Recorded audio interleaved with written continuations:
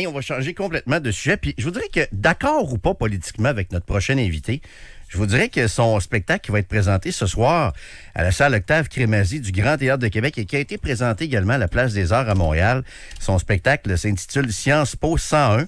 Traité d'insoumission à l'usage du vrai monde. Donc, c'est présenté ce soir. Notre prochaine invitée, elle est ancienne députée de Québec solidaire dans Tachereau, également artiste, autrice, activiste également. Catherine Dorion qui est avec nous en studio. Bonjour, Catherine. Salut, ça va? Bien, ça va bien vous-même? Oui, ça va très bien. Oui. Je lisais un peu sur votre spectacle qui a été présenté, comme je le disais, à la Place des Arts.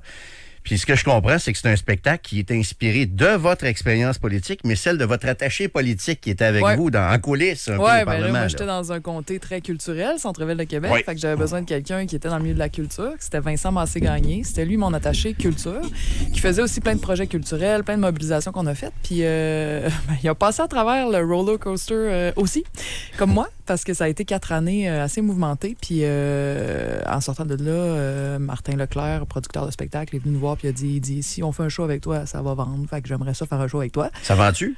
Ça vend. Ben oui, on a fait le tour du Québec. Ben tu disais, vous dites, on a fait. On peut-tu se tutoyer? C'est toujours Oui, c'est ça. OK. Ben oui. Tu disais Montréal-Québec, mais moi, je suis bien plus fière d'avoir fait le tour du Québec. T'sais, c'est là qu'on a des petites villes, des moyennes villes. Je trouve ça tellement le fun de voir ce qui résonne, en fait. Puis tu te rends compte qu'au Québec, parce que la politique, c'est tout le temps traité comme c'est quoi les débats? Puis là, on se chicane. Puis là, il y en a un qui est pour ça, puis il y en a un autre qui est pour ça. Puis c'est très dichotomique. Mais si on met ça de côté, puis qu'on prend ça de l'autre bord, puis qu'on dit, en fait, qu'est-ce qu'on désire tout le monde en commun? Puis finalement, il y a vraiment beaucoup d'affaires. T'sais. Si on cherchait un projet de société, là, il n'est pas fait, là, mais on pourrait commencer par ça, puis on aurait déjà bien plus sur quoi on est d'accord que ça sur quoi on n'est pas d'accord. Fait que moi, c'est ça que je réalise en faisant le tour. Parce que je vois que le monde a des soucis qu'on a aussi, tu sais, puis c'est ça. Je vais faire un préambule à ma question, mais je veux te dire, je trouve ça le fun de te recevoir une dernière fois comme animateur à radio parce que je pense que tu le sais, malgré nos divergences, que tu as toujours été une des personnes que j'ai le plus apprécié interviewer. Je me souviens d'une entrevue avec Cube Radio où tu étais débarqué en plein milieu du show, puis on s'était pogné, mais de façon constructive. J'ai toujours aimé ça, échanger avec toi. Mais bon, je sais que tu avais une relation, pas amoureuse, mais difficile des fois avec des gens des médias, les commentateurs, j'en comme parle moi. Dans le show, j'en parle dans ben, le show. C'est là que j'arrive à ma question. Parce que quand tu l'as présenté la première fois, je me disais, tabarouette, je serais curieux, j'aimerais ça aller le voir. Puis je me disais, je me demande à quel point je mange une volée, pas à titre personnel, mais à titre professionnel, là, comme à cause de la job que je fais. Puis je me suis dit, hey, je sais pas si je me sentirais bien, tu sais. Comment je me sentirais d'aller voir ton spectacle? Il y a du monde qui sont venus. Il y en a qui sont venus, qui se retrouvaient même dans le show parce qu'on met des extraits médias de monde qui critique de façon lâchée lousse, là, tu sais. Puis il y en a qui sont venus parmi eux, puis ils ont trouvé ça drôle, ils ont aimé ça. C'est un show, c'est quasiment un show d'humour aussi, il faut le dire, là. C'est un show qui émeut, qui est très profond sur qu'est-ce qu'on désire en commun. À un moment donné, tu viens à des affaires qui peuvent vraiment faire vivre des émotions au monde, mais en même temps, c'est très drôle. Fait qu'il y a quelque chose de... Pour arriver à aller dans le profond, on est obligé de faire ça léger, sinon c'est juste trop trash, c'est juste trop lourd. Fait qu'on a beaucoup joué là-dessus. C'est quasiment un show de stand-up comique, mais mélangé avec des bouts plus émouvants. Mais je suis curieux, c'est quoi? Y a-tu des extraits de radio là-dedans? Des extraits de télé? Il y a des extraits de télé. C'est des extraits de télé ou la de joute, genre... des affaires de même. Ouais, du commentariat politique. Okay. Non, mais t'as failli être dedans. Parce que j'ai mis à la place, c'est quand... mais tu sais, tu dis, on s'est pogné, tu sais, il y a... OK, les politiciens font n'importe quoi, puis ils ont des cassettes, puis ils essayent de pas dire tout, puis vous le savez. Les commentateurs, ils vont vite. Ils vont crissement vite sur des affaires. Il suffit qu'il y en ait 2 qui disent une affaire, puis les autres, ils vérifient pas, là. Ils reprennent. Fait que quand tu disais, par exemple, je m'en souviens, je sais qu'est-ce qu'on me sortir. Il y en était d'autres. Qu'est-ce qu'elle a fait pendant 4 ans? Je sais avec ça, mais tabarnak, qu'est-ce que j'ai fait? Puis après, moi, j'ai beau faire, voici tout ce que j'ai fait. Voici les projets de loi qui n'auraient pas existé sans moi. Quand même, là, j'étais juste dans l'opposition. Moi, là, je suis pas supposée avoir fait grand-chose comme grand projet, là. Je suis juste posée comme tous les députés d'opposition. Je suis allée. Hey, je repars pas là-dedans parce que je veux parler. Le show, il est super positif. Mais bref, c'est ça, tu sais. Fait que je voulais que le monde comprenne ce que c'est que la politique normale, institutionnelle, pour qu'on puisse ensuite réfléchir à si c'est un tel panier de crabes, si c'est une place où c'est si difficile de bouger puis de faire différent, puis que finalement, t'en ressors en burn-out si t'essayes trop, comment... Puis si je demande au monde, croyez-vous, tu sais, pensez-vous que les grands dangers auxquels on est... qui nous menacent en ce moment, mettons, dans l'histoire, là, pensez-vous? Applaudissez ceux qui pensent que notre système politique est capable de faire face à ça, de nous aider à faire face à ça. Il n'y a personne qui applaudit. Puis après, on dit applaudissez si vous vous sentez impuissant. Tout le monde applaudit. Okay. Ça peut avoir l'air déprimant, Mais en même temps, là, quand tu veux guérir d'un gros problème, il faut que tu sortes du déni. T'sais. Fait que si la première étape, on dit, OK, il faut arrêter de penser que ça se passe à l'Assemblée nationale ou juste dans les institutions ou dans les médias ou dans... C'est pas là. Ça se passe où? Ça se passe dans le monde. Ça se passe dans les relations avec le monde. À toutes époques, c'est une lente, malheureusement, lente conscientisation sociale, des nouveaux schèmes populaires qui ont émergé dans le fond, les mouvements sociaux. T'sais. Mais ça, c'est long, c'est lent. Mais ils gèrent notre argent. Puis, tu sais, je comprends ce que oui, tu c'est dis. vrai. Mais ils gèrent notre argent, gèrent notre avenir, gèrent les programmes sociaux, gèrent les hôpitaux, gèrent les écoles. À côté de ça, tu as les oligarques qui gèrent l'avancée de la technologie, qui gèrent notre dépendance à toutes sortes de bébelles, qui gèrent... moins un peu, là, je te dirais, peut-être. Internet, intelligence artificielle, je veux dire, les chars, tu sais, il y a plein d'affaires. L'alimentation, toi, si tu t'en vas pas acheter dans un des gros conglomérats qui possèdent la bouffe, là, tu vas manger où, toi? T'es-tu un bon genre assez gros? Sur le quartier, je vais aux provisions, je vais... Oui, mais les autres aussi, je veux dire, vont être soumis à une hausse des prix. Tu sais, je veux dire, si ta vie là, dépend d'affaires tellement grosses, c'est pas ton voisin agriculteur. Là. On est rendu dans des systèmes très complexes.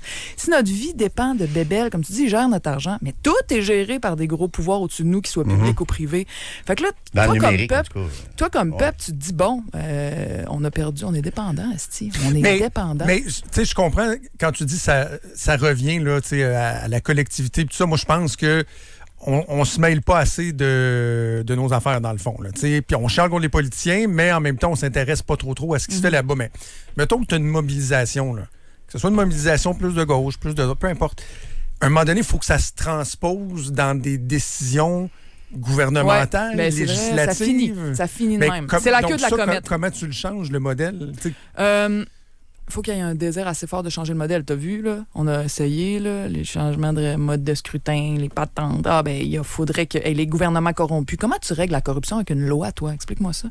T'sais, comment tu règles ça avec des tribunaux? Avec des policiers, on pourrait le régler avec des policiers et des tribunaux. Il faut que personne soit corrompu. Il faut que tu ailles la personne pure là, qui va gérer ça. Ça existe-tu? Je veux dire, c'est... Fait que là, la corruption, c'est dans une culture. Le fait d'utiliser des grosses patentes comme un gouvernement ou comme une grosse compagnie ou comme des paradis fiscaux, toutes ces patentes-là, où sont les puissants de ce monde? Mais ça ne peut pas être l'anarchie, Catherine, parce que moi, il y en a qui pensent que je suis libertarien, mais je ne suis pas libertarien, je suis conservateur. Non, je veux pas vivre c'est pour ça que je dis que les institutions, plus, c'est la queue de la comète. Tu peux pas changer les institutions quand le peuple est pas assez éveillé, quand il ne catche pas, quand il est divisé, quand il n'arrête pas de se traiter de nom, quand il se divise en chambre d'écho, pas juste sur Internet, mais dans la vraie vie, puis qu'on se connaît plus, puis qu'on se rencontre plus. T'sais. Fait que le show de théâtre, c'est en se posant nous autres, on s'est dit, si on veut pas juste faire encore du blabla politique, faut qu'on crée un moment. Faut qu'on crée un moment de communion ou du monde. Puis là, c'est ça qui est le fun. Moi, j'ai découvert que ma crowd, mon fanbase, là, c'est pas juste des woke. C'est ça que j'ai aimé en région. Il y a des conservateurs qui vont te voir. Il y a toutes sortes de monde. Il y a toutes sortes de monde qui croient à toutes sortes d'affaires. Des gens pick-up et tout ça qui vont te voir. Mais oui. Des gens, des agriculteurs, du monde de tout, tu sais, des vieux, des jeunes, Fait qu'il y a quelque chose dans un désir partagé de refaire communion. On vit une vie où on est pas mal séparés, individualisés, pris dans le travail, pris dans nos écrans, puis on manque de contact humain. On sait même plus. C'est quasiment inconfortable de recréer ça parce qu'on a perdu le savoir-faire. Tout est axé sur nos différences aussi. Tout le temps. Au lieu de prendre un moment pour réaliser qu'on n'est pas si différents que ça, finalement. Mais beaucoup Catherine, plus juste les mots. Là, je parle à Catherine Guillemette, là, parce que j'ai deux Catherine devant moi. Il y a un sujet qu'on veut faire depuis 3 semaines à peu près sur le fait qu'on utilise tellement moins de mots dans notre vie de tous les jours que jadis, parce que ça se passe juste dans le numérique, dans le message texte. On parle moins, on utilise moins de mots. Mais c'est vrai, ça a été calculé. Le monde dit moins de phrases d'année en année. Mais on est moins ensemble aussi, on passe moins de temps ensemble. C'est pas juste les mots. Quand tu chilles dans un chalet avec tes amis, là, puis que là, c'est quasiment rendu rare. Là. Mais mettons, tu passes 1 semaine, 2 semaines, c'est rendu qu'on fait plus ça. Si la vie va tellement vite. Mais qu'est-ce qui se passe après le 2e, 3e, 4e jour? T'sais? À un moment donné, il y a quelqu'un qui va sortir une guitare. À un moment donné, il y a quelqu'un qui va se mettre à improviser une bouffe. L'autre va aller le rejoindre, mais ils vont même pas parler. Mais c'est de la culture, ça. T'sais. C'est de la culture de jammer ensemble, se mettre sur le même, là, je vais avoir l'air hippie, mais ça prend du temps, puis la vie va vite. Mais le temps, dans le fond, là, quand la vie ralentit, puis que t'es encore... Tu l'as pas fait, toi. Je t'ai entendu dans une entrevue à Radio-Canada. Je pense que même si t'es mère de famille, à un moment donné, t'as dit, moi, je m'en vais. Ouais. T'es-tu allé en Europe, quelque chose, me semble? Je t'ai entendu en entrevue. Mon dernier livre, je viens de sortir un livre aussi qui s'appelle Le courage et la joie. On va en parler, on avait prévu d'en parler. Oh yes, bon. Ça, merci. Je suis partie, j'ai eu une bourse. Dans le fond, il y a des villes de littérature dans le monde. Québec en fait partie. C'est l'UNESCO qui finance ça. Puis j'ai été accueillie à Ljubljana pendant 1 mois. Loin de mes enfants que j'adore. Je vous adore, mes enfants. Si un jour vous écoutez des archives radiophoniques, vous êtes très profond dans mon cœur. Mais hey, une mère, 3 enfants, jeunes encore. Tu sais, je veux dire, écrire, ça demande du... Faut se déposer. C'est quasiment un luxe, là. Fait que j'étais... C'est où, Ljubljana? Contente. C'est la capitale de la Slovénie. C'est dans le nord de l'ex-Yougoslavie. OK. Fait que ça a été en Yougoslavie sous Tito. Là. Ça a été pogné dans le communisme titoïste pendant des décennies. Puis là, ils sont dans l'Union européenne. Mais il faut se le permettre, ça. T'sais, de dire, je pars un mois de temps, puis il arrivera ce qui arrivera, puis là, le conjoint ou le père s'en occupe et tout ça. C'est rare qu'on a cette liberté-là dans une vie, Catherine. Oui, puis je remercie très, très les rare, 3 pères de mes enfants. OK, oui. T'as 3 collaborateurs là-dedans pour ça. Oui, c'est ça. Fait que, mais on se rend des services de même. Des fois, eux autres aussi aiment bien faire leurs affaires. Fait que je pense que c'est à la table d'à côté que je t'ai entendu parler de ça. Ça se peut-tu que Jonathan Roy? Possible. Je ne vais pas leur faire de pub, mais il me semble c'est ça. C'est avec Jonathan Roy. Ça, c'est une belle discussion, ça. Oui.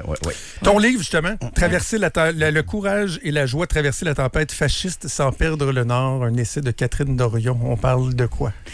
On parle de... En fait, le monde me dit que ça se lit comme un roman, puis je suis vraiment contente de ça, parce que moi, j'avais peur que... Je veux parler de ce que je sens qui s'en vient, c'est-à-dire, on sent que le pouvoir se concentre dans des mains toujours moins nombreuses. En fait, le pouvoir se concentre de plus en plus.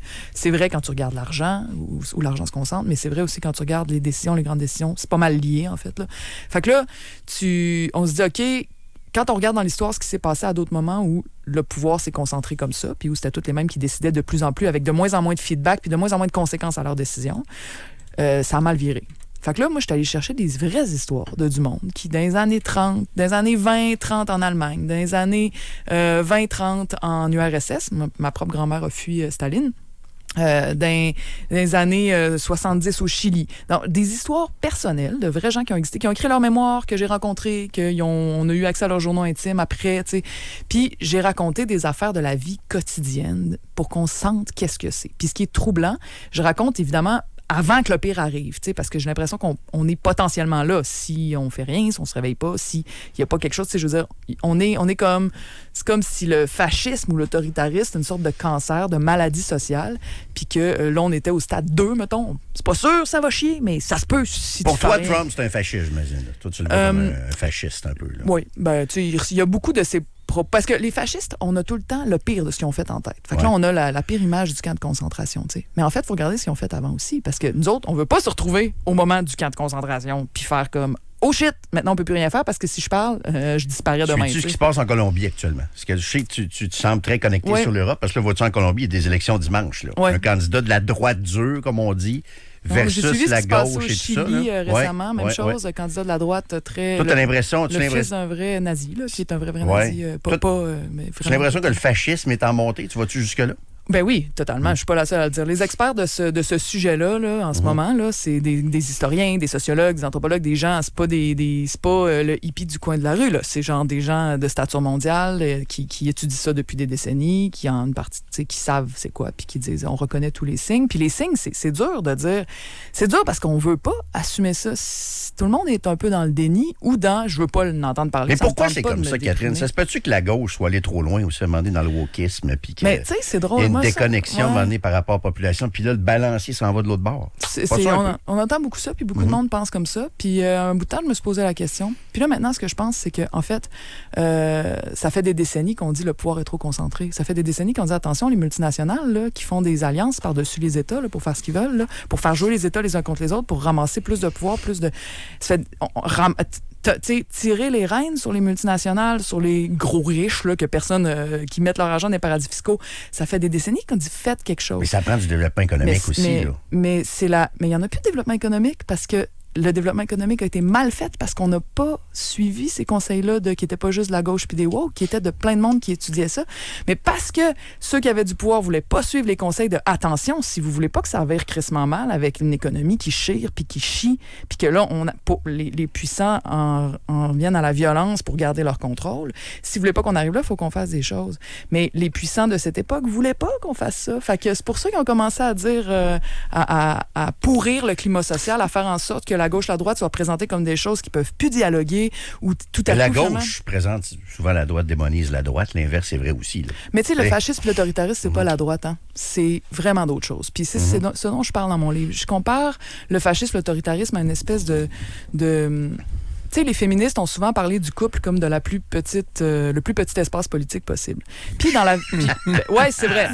Puis quand la violence conjugale, on le sait, il y a des féminicides là, à chaque mois. Tu sais, la violence conjugale peut aller très, très loin. Il n'y a plus question d'amour pantoute. Il est question de contrôle, de domination, de presque annihiler l'autre. Tu sais. Fait que il y a quelque chose là-dedans de complètement toxique qui est plus une relation, qui est juste une mainmise. Puis en politique, il peut se passer la même chose entre des dirigeants et le peuple. À un moment donné, il n'y a plus de discussion, il n'y a plus de relation, il y a juste tu fais ce que je te dis ou tu vas payer crissement cher.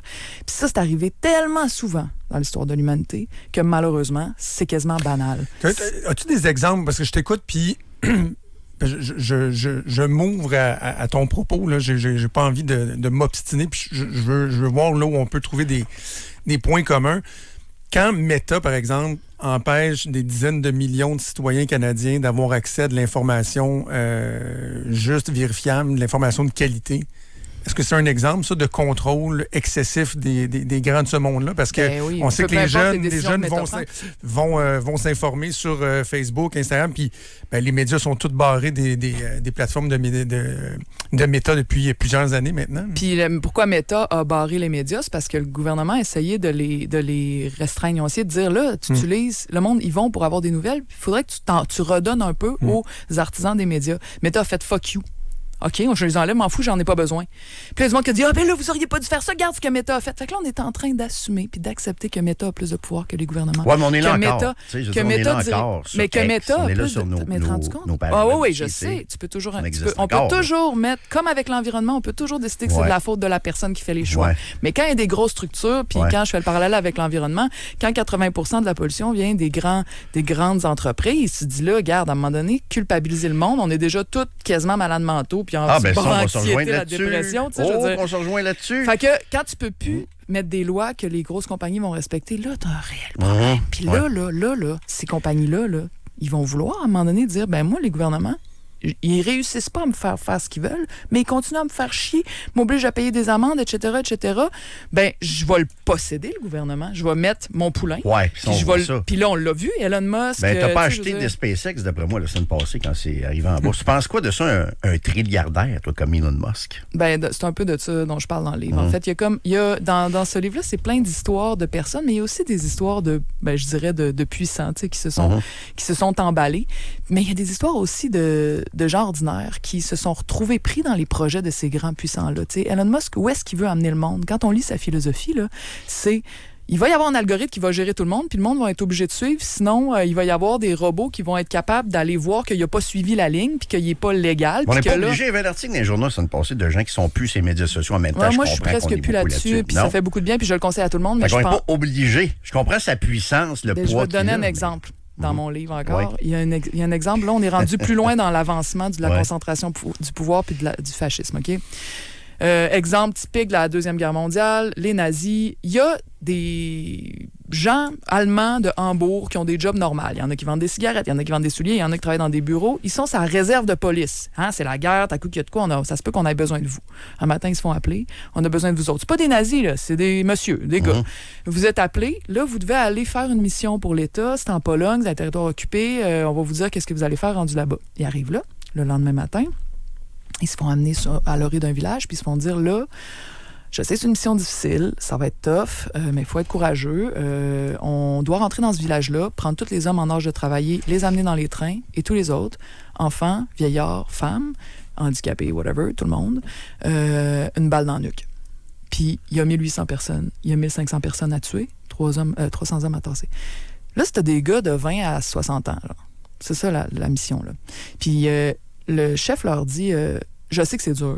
Fait que s'il y en a qui se sentent vraiment pas capables, vous pouvez sortir des rangs, puis il n'y aura pas de conséquences. Il y a 5 personnes sur 500 qui osent sortir.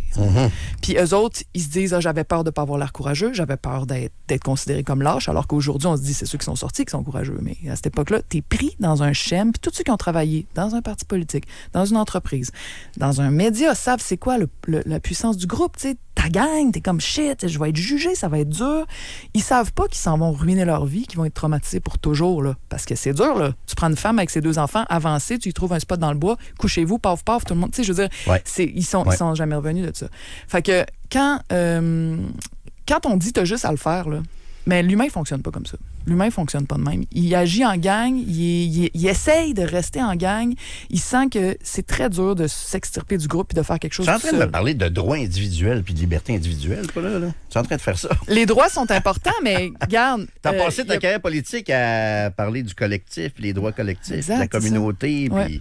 Non, là, mais tu me parles là, de droits individuels. Je te dis que le droit individuel, il faut que ça reste, mais ce qui est exemple, les exemples que je donne dans le livre, il y a aussi un exemple de secte, c'est que la manipulation, l'effet de groupe, la difficulté de tenir tête, je l'ai vécu moi-même dans mon parti, je l'ai vécu face à l'Assemblée nationale. On va en parler un peu de ton parti, d'ailleurs. C'est dur, tu sais, fait que ces histoires-là nous disent, si t'es pas capable aujourd'hui, dans ta job, dans ton monde, ton milieu, de résister aux choses qui pour toi n'ont pas de sens ou sont absurdes ou font du mal selon toi. Si tu n'es pas capable de dire non aujourd'hui, qu'est-ce qui te fait croire que si ça empire la situation, tu vas être capable plus tard alors que les conséquences vont être plus grandes pour toi de dire non, tu sais. Fait que moi, le livre, c'est des histoires, c'est comme une espèce de groupe de paroles où j'invite le monde à réfléchir à, OK, comment je peux me pratiquer, comment je peux me préparer psychologiquement à ce que le monde se déboîte un peu plus. Puis c'est des histoires qui sont tough. Il y a une histoire de secte avec un suicide collectif à la fin. Il y a toutes sortes d'affaires, des histoires de violence conjugale, mais il y a des histoires de violence politique. Fait que c'est... Mais je me dis, moi, je pense que si on y a, puis c'est ce que la science montre aussi, si on y a pensé d'avance, on est moins mouton. On est plus capable. Mais si Jérôme parlait de ton ancien parti politique, tu sais, je t'écoute parler, puis s'il y a un climat qui est inquiétant, puis il y a plein de choses que moi, j'aime pas voir aller dans le monde, je pense, puis la montée de l'autoritarisme et tout ça. Qu'est-ce qui fait que, par exemple, au Québec, alors qu'on dirait que tous les partis veulent s'en aller plus vers le centre droit, là, le Parti québécois, le premier, il reste tout un espace à occuper pour Québec solidaire, parce que dans le fond, un parti de gauche, il n'y en a plus vraiment, mais ils sont à 8 % dans les sondages. Qu'est-ce qui se passe? Avec le show Sciences Po 101 que je tourne, c'est un show interactif, fait que je pose des questions aux gens. Puis ça m'a beaucoup éclairé là-dessus. Moi, je suis ressortie de la politique en me disant, je suis pas sûre que les sondages nous disent grand-chose sur nous. Je suis pas sûre non plus que ce que les partis font nous dit grand-chose sur nous. Je pense pas que tel représente 8 % de l'identité québécoise. L'autre, finalement, le Québec est à droite parce que, ou finalement, le Québec veut pas ci, veut pas ça. Les sondages, tout ça, tu sais, je l'ai vécu aussi de l'intérieur, il y a toutes sortes de manipulations pour arriver au résultat, puis il y a toutes sortes de... Puis les gens savent pas c'est quoi les partis, puis c'est comment c'est communiqué, tu sais, c'est pas tout qui arrive à tout le monde, ça dépend de ce que tu regardes. Les médias les plus puissants vont avoir beaucoup plus de... Parce que, Chris, ils ont les moyens, ils ont les reins solides, vont envoyer leur message plus loin que des médias alternatifs qui n'ont pas d'argent. Fait que là, l'argent tord aussi la réalité démocratique, parce que si tu as un milliardaire qui achète un média puis qui dit, moi, mes idées que j'aime mieux, c'est ça, puis je vais choisir mes chroniqueurs, je vais les engager en conséquence. Je parle de personne. Mais ça se peut-tu, Catherine, aussi, que les Québécois, dans le fond, les idées trop à gauche, ils ne voulaient pas non plus. Là. Les idées de QS, ça se peut-tu que les Québécois aussi, sans parler de l'influence médiatique, ça se peut-tu tout simplement que les Québécois n'en voulaient pas de ces idées-là? Je pense pas qu'on peut se baser sur ce que disent les médias ou sur ce que disent les partis. Okay? Moi, je pense pas, avec du recul, je pense que c'est une chambre d'écho, les médias politiques, puis les partis politiques, puis l'Assemblée nationale. C'est une chambre d'écho où chacun a peur de... Tu sais, c'est comme un groupe de secondaire où genre, là, si je fais ça, je vais avoir l'air conne. Là, je vais faire rire de moi. Là, si je fais ça, puis ils sont entre eux, puis ils réalisent pas qu'ils sont entre eux. Je trouve qu'il y a trop d'unanimité, des fois. Il y a une recherche de consensus qui m'énerve. Ils sont pas connectés avec ce qui se passe. Tu sais, il y a personne... Je veux dire, moi, si j'étais une personne comme... Je veux dire... Moi, je suis pas inspirée par rien de ce qui se passe en ce moment. T'sais. Oui, il y a des petits moments, je fais « oui, mais je suis pas. » La majorité des Québécois suivent pas. T'sais. Puis moi, je leur en veux pas pour ça. Malheureusement, pas par exemple, pour s'occuper de nos affaires un peu. Non, je pense qu'ils ils sont conscients que c'est pas là que ça se passe, mais c'est une conscience qui est pas encore intellectualisée. Ils se disent « Honnêtement, ça m'intéresse pas. » C'est toute la même affaire. On revient à la queue de la comète. Oui.